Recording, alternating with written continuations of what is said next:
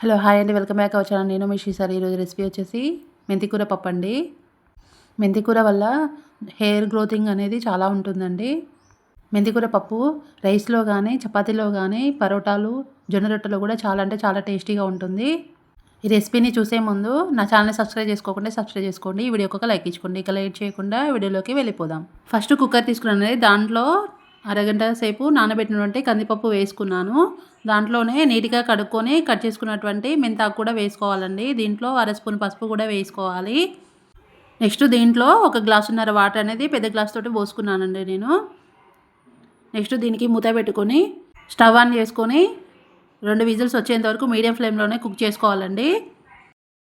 2 whistles వచ్చాక stove అనేది of చేసుకోవాలండి. 15 నిమిషాల తర్వాత మూత తీస్తే మెత్తగా ఉడికిపోయింది పప్పు అనేది.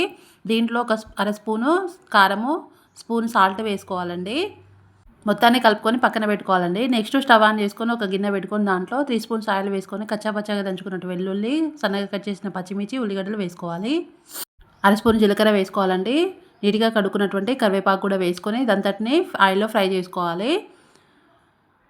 5 మినిట్స్ తర్వాత అర స్పూన్ పసుపు యాడ్ చేసుకొని మొత్తాన్ని కలుపుకోవాలండి. ఇవన్నీ ఫ్రై అయిన తర్వాత మనం ముందుగా ప్రిపేర్ చేసుకున్నటువంటి పప్పు అంతటిని దీంట్లో వేసుకోవాలండి. నెక్స్ట్ స్టవ్ అనేది ఆఫ్ చేసుకోవాలండి. అంతే అండి, వేడి వేడి మెంతికూర పప్పు అనేది రెడీ అయిపోయింది. ఇది చపాతీ, రైసు, బగారా రైస్లో కానీ చాలా అంటే చాలా టేస్టీగా ఉంటుంది. మీకు నచ్చినట్లయితే మీరు ట్రై చేయండి. నాకు కామెంట్లో తెలియచేయండి. నా ఛానల్ సబ్స్క్రైబ్ చేసుకోండి. ఈ వీడియోకి ఒక లైక్ ఇచ్చి